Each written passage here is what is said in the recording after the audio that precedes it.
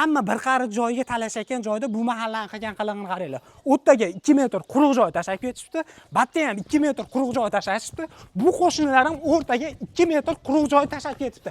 Senga ham bo'lmasin, menga ham bo'lmasin, hammamizdan qoladigan narsa yer bo'ladi deb turib, undan ham bitta zo'n narsa qilib berishdi ekan do'stlar. Mana shu uyimizga 110 kvadrat metrga Lexanli lazer fasonda naves qilib berishgan. Ushbu navesimiz zo'r tomoni quyosh nurini o'tkazadi.